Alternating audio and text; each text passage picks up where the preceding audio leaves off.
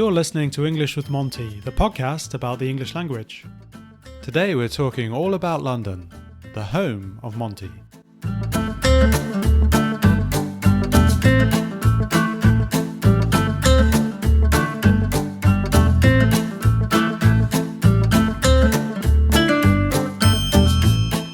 Hello there and welcome to English with Monty. We're moving on to episode 21 now. I have the mighty Gideon back with me after a very short break. How are you doing, Gideon? Hello, John. Glad to be back. Well, pleasure as always. How are things with you in Paris? Yeah, I'm back in Paris after a few months in the Canary Islands. I'm actually back in Paris. Quite strange being here. All the cafes and restaurants are closed. Nowhere to go. So just wandering around the streets as usual. Aimlessly. Staring at people, talking to myself. Yeah, nothing changes there then. No. Today, potentially, I'm going to make you feel a little bit nostalgic. Yeah. Long for pint in a pub. Oh. As of today in London, we're able to have a pint outside. Apparently, all the pubs are booked up for the next 4 weeks. So, wow. Well, not that long, but certainly for the next week. Today, we're going to do the show about London. Excellent. Gideon is a Londoner. You were born and grew up in London? I did indeed. Still my favourite city in the world. I do love Paris. I live in Paris, but London's still my city. Still your city, yeah. And I was born in London, but grew up in the Midlands. I moved when I was about 2 years old, but I would say I'm a bit of an adopted Londoner. I have lived here since 2011, so the last 10 years. For a brief time before that, I would say I'm a bit of an adopted Londoner. Of course you are. Yeah. You're London. Oh, thank you very much. I appreciate that. Your passport's in the post. Thank you.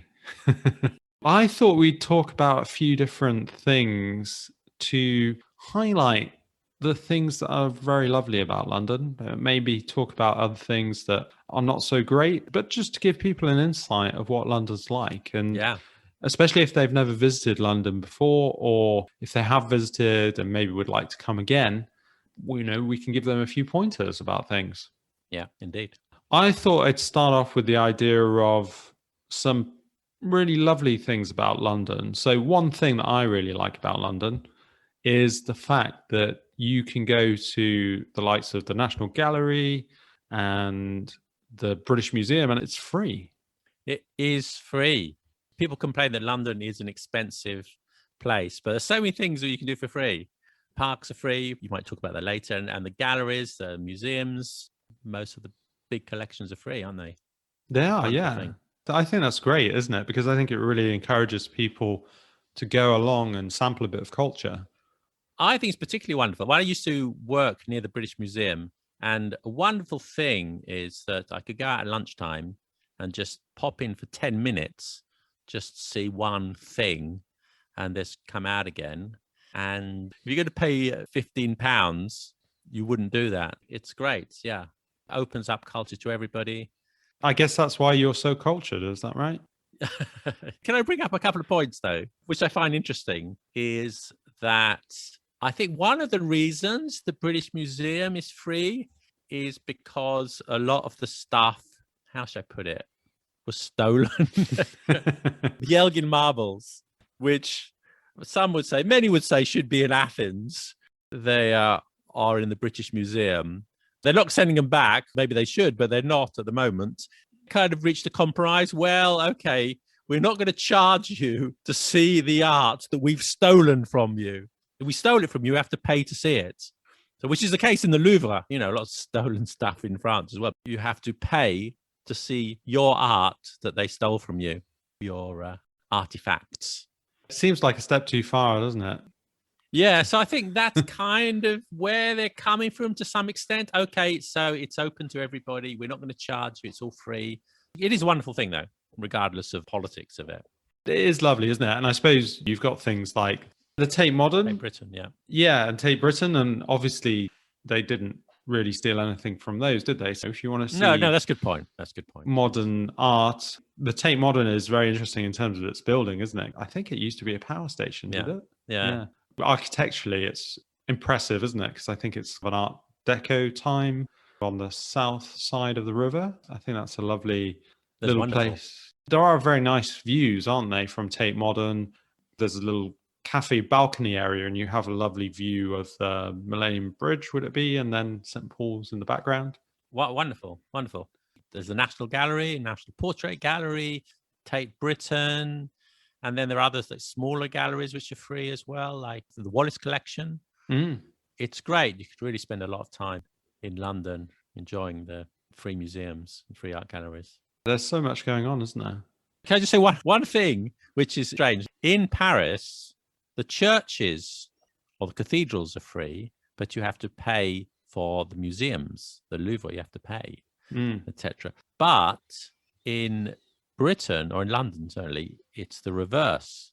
If you go to St. Paul's Cathedral, it costs like £20. Or Westminster Abbey, you pay, I think that's a ballpark figure, about £20 just to enter Westminster Abbey. It's strange, isn't it? It is a curious one, isn't it? I mean, somebody actually said to me that with Westminster Abbey, you can get in for free if you go to one of the masses. Is that right? Yeah. I hadn't really thought about that. I guess you can, right? I've never been to a mass. I don't know. It's not your bag. No, they're not my people. No. Fair enough. Neither have I. But I thought that was quite an interesting one. Okay. Well, but you can't wander around. I guess if you're in a mass, you can't just like wander out into the. That's true. But you can marvel at the building, photos. Can't you? I guess so. Do Protestants hold mass? It's a Protestant church. Good point. They have mass, do they? They have a service. Surely. It's not my expertise. You're probably right. I'm showing my ignorance of religion there. I'm sorry, everybody. You've been cancelled, John. I have been cancelled. So we touched upon parks, didn't we? And I think parks are always something that students remark upon when they come to London. The parks, let's be honest, are pretty good in London, aren't they? They're the best. For me, Paris, again, I love Paris, but you feel kind of claustrophobic because there's a lot of concrete. They do have a few parks, of course, and a few nice parks, but it's not the same. It's really not the same. In London, you're never more than 5 minutes walk from a big open space, a big green space. And I never get claustrophobic in London. I always don't feel like I've got to get out of the city. No, because you can. Within the city, you can escape. They're so beautiful. Maybe not unique to London, but something special about London that many big cities don't have that advantage. And you have some really wild parks, don't you? I mean, Richmond Park is pretty wild, isn't it? You get deer that are wandering around Richmond Park, which is very impressive. People love to find the deer and a lovely thing. And then, Hampstead Heath? Yeah, very much so. And Hampstead Heath, I think we should mention Hampstead Heath because there's a wonderful view of the city of London from Parliament Hill. Indeed. Also, you can wander around Hampstead Heath, or I have done, and you look all the way to the horizon and you don't see any buildings. Not from Parliament Hill, you can see the buildings, but from other parts. So you feel like you're in the countryside. It's extraordinary. And you're only 3 miles from the centre of London. Also, as well, I would say for New Year's Eve, that's a good location to go for the fireworks, obviously at normal times, because if you actually put yourself in the right kind of position on Hampstead Heath, you can see fireworks going off in the centre of London. I'll remember that next time. Honestly, it's a good tip. I'll have to tell you where to stand because there is a building that actually sits right in front of where the fireworks go off. But if you go a bit further down in a certain area, then you get a very good view of the fireworks. Yeah. I've seen fireworks from Kenwood House in Hampstead, which is really beautiful. What about Cockney? I suppose we should mention what about it. I suppose we should mention that. You're probably a bit more of an expert than I am. First of all, what is Cockney? How is it used? And why is it relevant to people if they come to London? I should refer to your listeners to my excellent and brilliant video made on the history of Cockney. Ooh, did you? You can check that on our channel, Let Them Talk TV. Yes, I did. Oh, excellent. It's a bit controversial because what people think is Cockney is not necessarily Cockney, because what is it? Is it a location or is it an accent? And people say, you have to be born within the sound of Bow Bells. Bow Bells is the church in the city of London, not in the East End, in the city of London. And they say you have to be born within that, but not really true, because that was said in the 15th century. There's a quote from the 15th century saying those who were born within the Bow Bells are to be called Cockneys. But at that time, there's no traffic, and you could hear the Bow Bells all the way up to Archway and all the way east to some extent west as well. So it covered a large part of London. Mm. But now the Bow Bells, when they ring, they're going to go 1 or 2 kilometers. So it doesn't hold up, that definition, especially since the bells didn't even ring. There's no maternity hospital within the sound of Bow Bells now. That means there's no Cockneys. No, it's not true. Cockney is traditionally from the east end of London, I would say, but you hear Cockneys, if you're talking about an accent, particular way of speaking, traditionally it's from the East End, but you hear it goes way beyond, even outside London. They call it different things. I call it estuary English, but basically it's a London accent. Even in my neighbourhood where I grew up, like Finchley, you hear a lot of Cockney there. Not myself, perhaps, but a lot of people spoke like that. So yeah, it goes well beyond the East End. Your story about the Bow Bells, I can't Adam and Eve it. Really enlightening.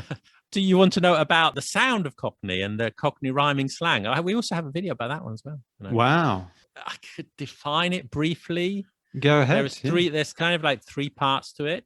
There's the accent. So it's a bit like that if I do a bit of Cockney. So like, that's nice, isn't it? Lots of guttural stops. You don't say the T, you go, that's a guttural stop. So instead of but, you go but. Sometimes the THs becomes F. People tell me to say month all the time. I don't have a very strong London accent, but you say month and but.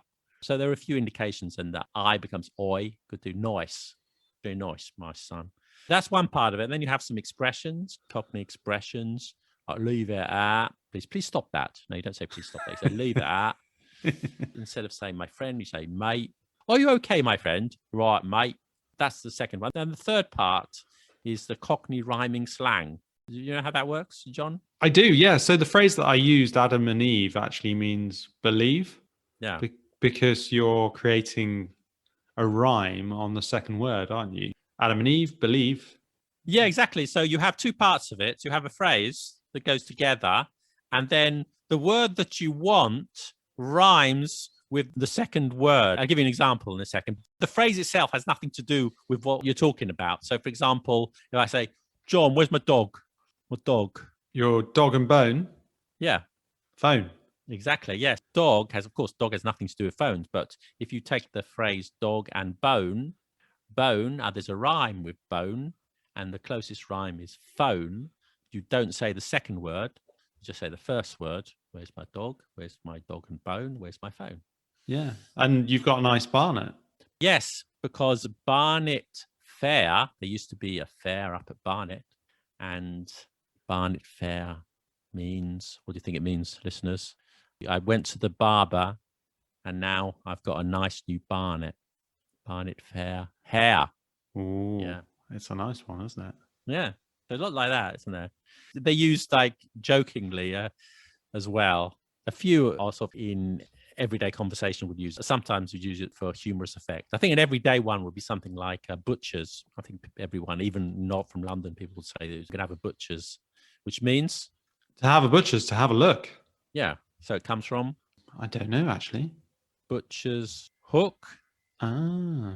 Look. I didn't know that. And another one, which is in common parlance, use your loaf. So what does that mean? Use your brain. Yes. Where does it come from then? Loaf. See if you can work it out. Ooh, I don't know, actually. That's loaf of bread. Head. Yeah, of course. Have you heard about the Cockney cash machine? No, tell me more. There is a cash machine in East London where you can choose either language, English or Cockney. All right. That's where you get your sausage and mash from.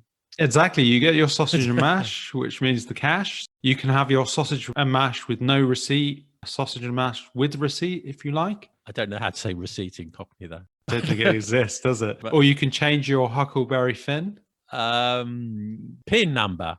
PIN. Exactly. There we go. Huckleberry Finn is PIN. Okay. You can see your balance on the Charlie Sheen. The screen. There you go. Brilliant. And it actually says to you, do you want some moolah for your skyrocket? Moolah is money. Yeah. I don't know what the rhyming slang is, but I think that's just an expression, isn't it? And skyrocket is your pocket. Yeah. And your rattle and tank balance. They made that up. Your bank. Your bank balance. Rattle and tank. This assumes then, if they have this option in East London, in the cash point machine, it assumes that there are people who are monolingual in Cockney. They don't understand English. All right, I have to go to that cash machine because I don't understand English, but it's when I do it in Cockney. It's a very narrow demographic. I think it's quite nice though. At Monty, we offer English classes online, so you can join wherever you are. We offer individual lessons or English exam preparation. For first timers in a group class, it's only £2. Visit our website at montyenglish.co.uk to buy this ticket or book any other package now. Any other wonderful things that you can recommend about London? I could be here all day, John, probably, and waxing lyrical about my city. I could say I just like to compare to other cities because they say like Paris is like an onion. Go inside of these arrondissements. In London, it's like, do we say, a bunch of grapes? Because in most cities, you have like the centre. You go to the centre and you do everything centre. London does too. But if you really want to discover London, it's a city of villages. Wouldn't you agree? Yeah. Many people visit London. They go to the centre. Let's go to the centre. Let's do all the things. But really, to enjoy London, you've got to escape the centre. You've got to go to, as you said, Richmond and Hampstead and Putney and all these different areas, which each have their own charm. And they used to be villages. They used to be different villages. And I mean, they're eaten up by London. That's what you should do. Yeah. By all means, go to the centre. I think as a tourist, you do need to visit places like Richmond, certainly, because it feels as if you're in the countryside, doesn't it? And it's a much more pleasant way of walking by the Thames. It's much more countrified, parks and fields next to the Thames, which obviously you don't get in the centre as much. I mean, I think that's a nice thing, very much so. I think so. And also London is big. What I love in London, you will never, ever run out of things to see. Paris is very lots of things to see here. If you spend a month in Paris, you've done most of the stuff inside. But in London, no, much bigger. Remember, like for 150 years, London was the biggest city in the world. That was from, I don't know, the middle of the 18th century to the early 20th century. The old bits are big. It goes out. It's huge. And it's green. So much to see in terms of architecture, the parks. Yeah, never, ever get tired of it. One of the elements that people, when they come to London, say to me is that for a lot of people, it's too big, or that's their initial impression. And I would say, yes, I can understand that. But at the same time, I think you get used to it after a number of months, don't you? It may take some time. I mean, I guess it depends where you're used to living. I mean, I guess if you grew up in a small town and lived in a small town for most of your life, then I think London is more difficult to get used to. But over time, it's quite easy to get used to that idea, isn't it? I think I'm going to disagree with you here, John. Okay. All right. A little bit, because one of the negatives, there aren't many, because as I said, London is still my favorite city. But one of the negatives of London, again, I've lived in a few cities. I've lived in Paris and Madrid. And if you want to meet your friends in these cities, you go to the centre, you meet them and whatever, and they're smaller. But in London, you end up arranging a social life is kind of difficult because, yeah, people meet in the centre, but we're going for a picnic in Richmond today and you live up in Finchley, just for example. It takes forever. It takes an hour and a half. And just to cross the city, you can spend more than an hour just crossing the city. I've done it many times and there and back. And journeys are long. I said, you're not always in the centre. You're travelling out to different places. I think that's one of the downsides is do spend a lot of time on public transport. It's very true, isn't it? And I suppose, I don't know about yourself, but I've always got used to the idea of using my transport time to read a book or listen to a podcast. You know, It's true. I often listen to Zeitgeist Banana podcast on the tube. You're a man of impeccable taste, John. I know. Do you agree? Because getting into the centre of London is fairly easy. But if you're going from west to east, if you're going from, I don't know, Willesden to Wood Green or somewhere, west to east or east to west, it's a headache. You need a car or a taxi or an Uber. Yeah, I would say yes and no. I think there's little pockets of London that are quite difficult to get to, aren't they, depending on where you are. But I think it's quite curious. For example, I live in Willesden Green, which is northwest London, and it's on the Jubilee line, which is very well connected to the east. You can take one line all the way out to Stratford and it's not going to take you a huge amount of time. It's going to take you about 50 minutes. And then also, curiously as well, it's quite quick for me to get to Richmond, which is southwest, Okay. because you're on the overground. How do you get to Barnet? I don't want to go to Barnet. Who wants to go to Barnet? Okay. To be honest, getting to Barnet wouldn't be too bad for me. I'd have to catch a bus, but it would probably take More than one. Possibly, yes. It does become a little bit complicated depending on where you're going. But a good friend of mine who lived in London for a long time said to me that when you choose to live in London, you should choose to live on the diagonal tube lines or near the diagonal tube lines. I think that's a very good tip. When he says that, it's obviously the ones that go diagonally through the centre of London. Jubilee line is one of those. And I guess the Victoria line would be another one of those. But what about South London? Not much underground in South London. I guess his tip was don't live in South London. Don't live south of the river. Well, I guess there's Brixton, right? I mean, Brixton's becoming very popular. That's zone one, though. Well, sure, but it is on a diagonal line. It is on the end of the Victoria line. If you want to go from your place to Dulwich. It's not too bad though. I agree. I mean, I would typically say in London, if you're traveling more than an hour, it's a bit far, but anything less than an hour is seen as relatively good, isn't it? Yeah. In most cities, I think 20 minutes. Paris, I live relatively near the centre. I can get almost anywhere in 20 minutes, but I wouldn't say that in London. And it sort of dragged me down a bit when I was working in London. I would work, I would commute, and then if I went out, I'd have to go to a completely different place and go back again. Maybe you're used to it though. You do it all the time, you get used to it. I agree that it is an issue. You do get a bit tired of it after a while, and sometimes you don't want to do that. I honestly just believe it depends how you use your journey time. If I'm listening to your podcast, then a 50-minute journey seems like 10 minutes. Yeah, except when you're on it. That's true. Then it seems like hours. I have to be selective with the episodes I listen to. It's always perfect when you're there, John. You know that. Thank you. I wanted to mention one last thing that I really like about London, but then I'm going to spring a surprise on you. Oh my God. Okay. The one last thing I really like about London is the mix of architecture. And I think normally, in most cases, when they've restored old buildings and made them more modern and have a more modern twist, probably St Pancras Station is a good example of this with the hotel at the front. Yeah. Where they've done a really very good job of restoring old buildings, but with a modern twist.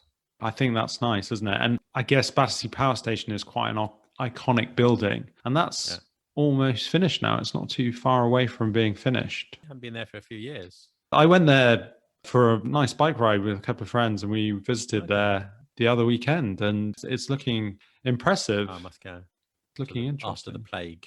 You're right about St Pancras. It's wonderful. It's so beautiful. St Pancras Station, the outside and the inside as well.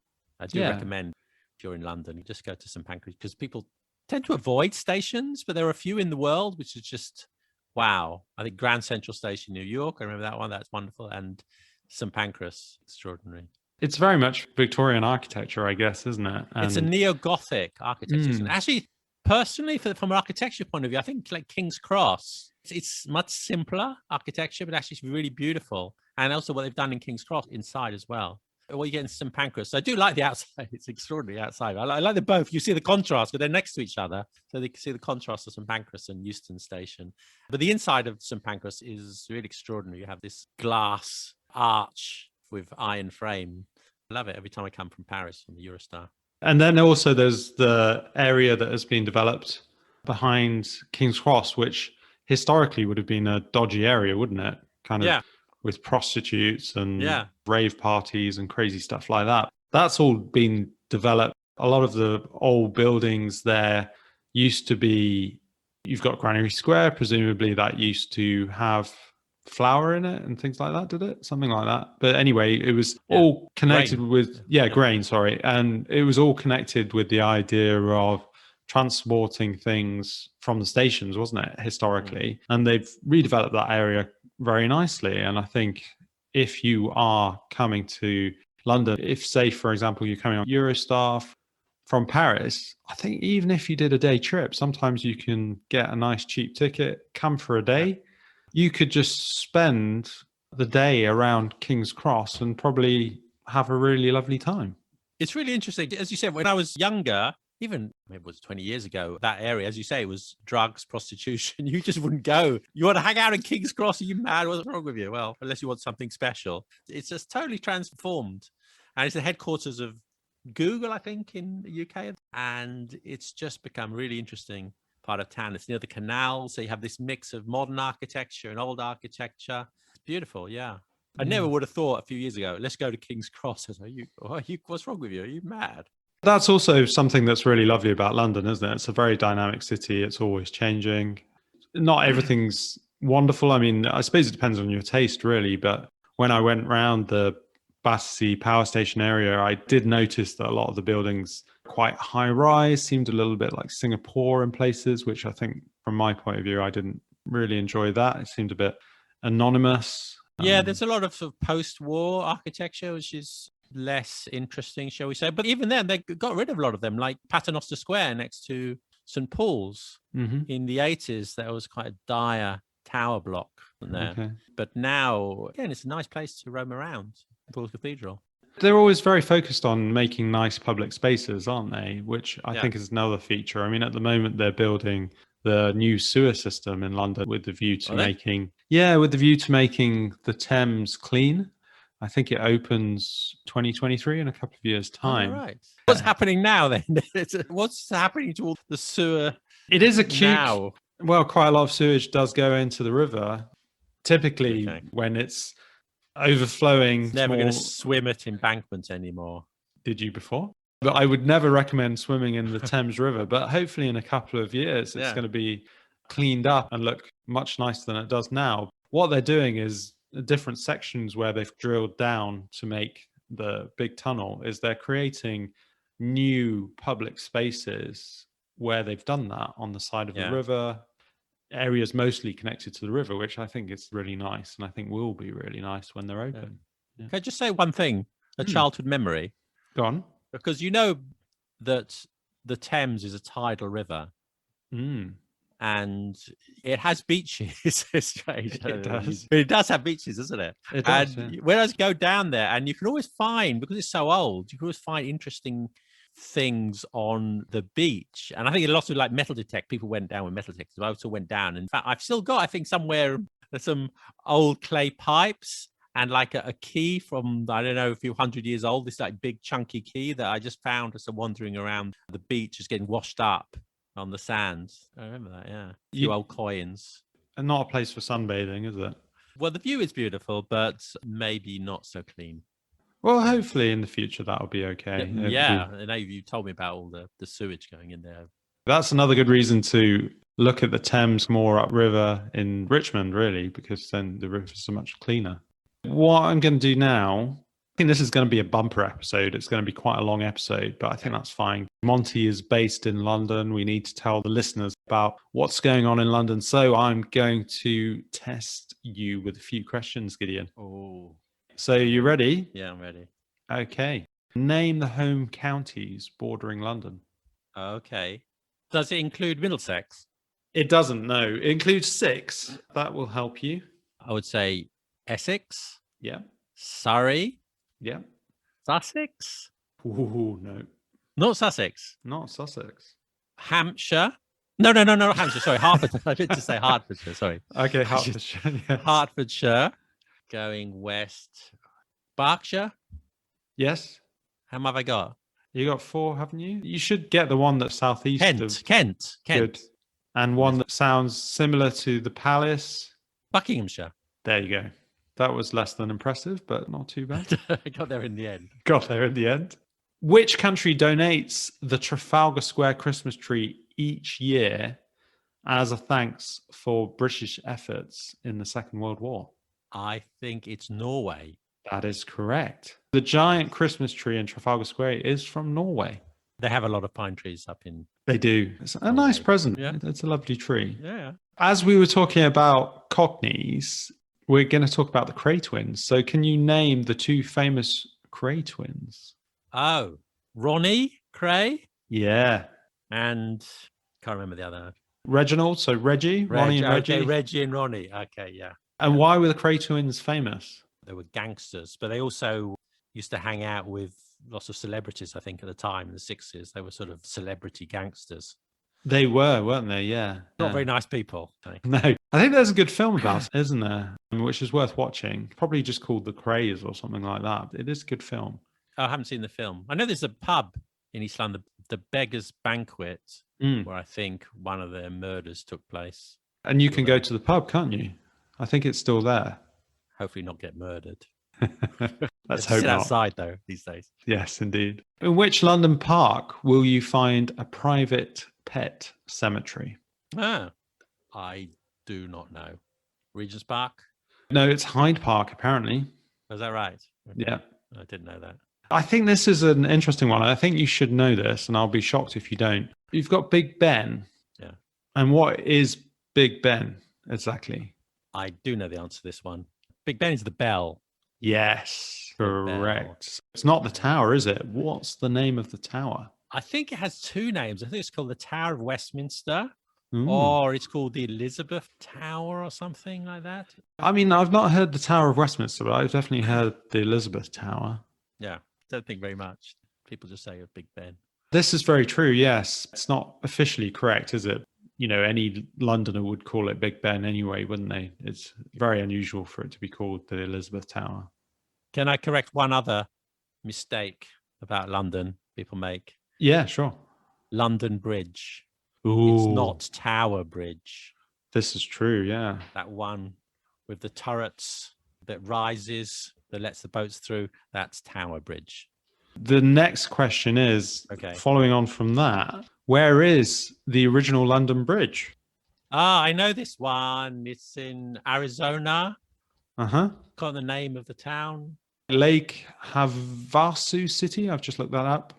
So you can see the original London Bridge that was transported to Lake Havasu. And I think it's quite curious, really, because London Bridge was not a particularly remarkable bridge. The one in London is quite boring. It's, I think, from the 70s. It's quite a boring bridge. So go to see London Bridge. There's nothing to see, really. Modern bridge. It was a curious one, wasn't it? I think this is a bit of a myth. They said that apparently the guy that bought London Bridge thought it was Tower Bridge, but I think that's I think that's a myth. I think that's a myth. Can I just say a couple of things about London Bridge? Yeah. You say the original is in Arizona, but there are many originals. There's been many bridges on the site, of course. And if you see old paintings, you see they had like houses all along. London Bridge was houses on top of the bridge. It would have been similar to what you'd find in Florence. Is that right? Yeah, I think even more so. I think there was, you see some pictures. But why? What's the advantage of having a house on a bridge? So you could poo in the river? Yeah, I think that is one of the advantages, yes. Yeah, that was one of the reasons, wasn't it? Yeah. Genuinely. Yeah. So check out old paintings of London Bridge. It's well worth looking at, yes. Which London Underground station is named after a football team? Arsenal. Correct. Which sport is played at Lord's? Cricket. Ah, very good. And which is the only train station with entrances on both sides of the River Thames? Oh, no, it's not Waterloo. It can't be Waterloo. There's only one side of Waterloo. I thought you were a proper Londoner. Cannon Street. No, it's Blackfriars. Ah, okay. Didn't know that. Good question. Because that's actually quite interesting, isn't it? Because it's like a train station that's actually over the River Thames. When you terminate at Blackfriars, you terminate on the river, don't you? Is that right? Okay. Quite curious. I'll you do remember now. that next time. Indeed. I seem to remember you did a bit of a tour, didn't you, of London? Many tours. Because there were some interesting pearls, weren't there, in that tour? I seem to remember the centre of London. Where was that? Oh, yeah, centre of London. Officially, according to the maps, there's a statue of Charles II in Trafalgar Square. And behind that statue, there is a little plaque. And I believe that was the centre of London, officially. You say London because, of course, London means different things, because there was the City of London. That's the original London. There was the West End of London, and then sort of taking them all together as a point between them. But wasn't that the point between the City of London and Westminster? Is that Yeah, right?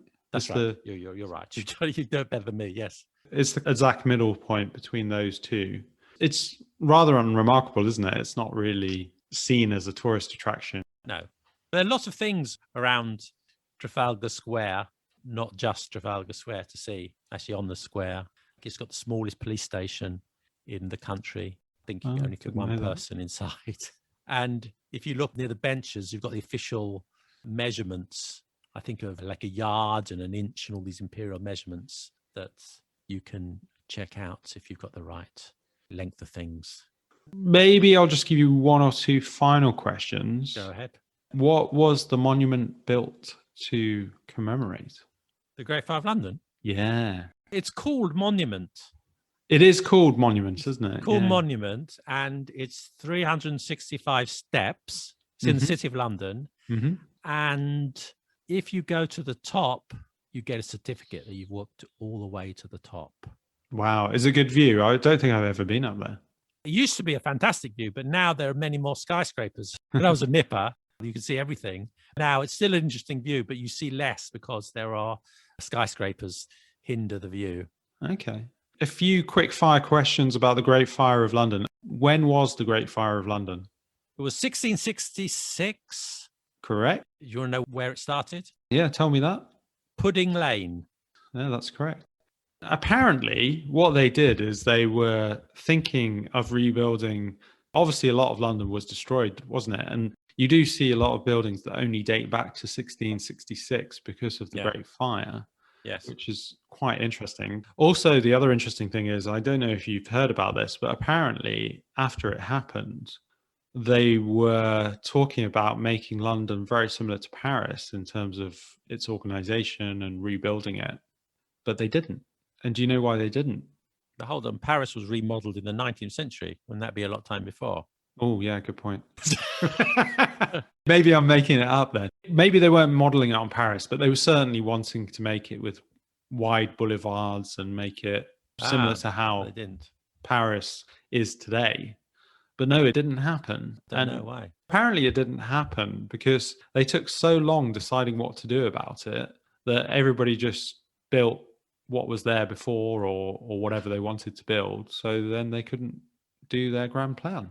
Oh, that's interesting. I didn't know that. I can believe it, though. It is very interesting, isn't it? I've got a couple of facts about the Great Fire of London. Okay. I find interesting. How many people died? 6. Is it 6? Not many people. I think fire spread very slowly in those days because it was all wood to wood. It spread very slowly, so people had time to get out. And they were all low-rise blocks, low-rise buildings, 1 or 2, maybe 3 floors, wandered out and left. So not many people died. Is 6 right? I don't know. That's what it says on my quiz. Could be. So it could. There's also one other thing. I don't know if it's in your quiz, but it was witnessed by Samuel Pepys. If you don't know Samuel Pepys, he was a politician and a diarist at the time. He wrote his diaries and he wrote about the Great Fire of London. It was coming towards him. He lived a couple of miles away near the Thames, and he was worried about the fire. It was coming towards him. So he buried his most prized possession in his garden for safety. Do you know what it was? His wife? Good answer, but no, Parmesan cheese. His wheel of Parmesan cheese. Wow, is it still there? I don't know. He feared that fire would consume his beloved Parmesan. Wow. Very expensive those days. Indeed. It shows that Parmesan is not a recent import then, doesn't it? Yeah.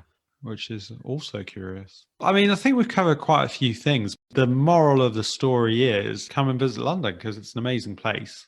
Try and visit it for at least a few days, I would recommend. You talking to me? No, I was speaking to the listeners, but if you want to visit, I recommend you visit it as well, Gideon. I will. And if you're visiting London and you're studying English, study with Jon. Oh, thank you. Monty English, Wow. definitely. Thank you. That's very good. I've had students who've come over from Paris, from my school, they've studied with you. Always been very, very happy, delighted, in fact. Excellent. Thank you very much for the promotion. And also, Mike, you want to promote your podcast?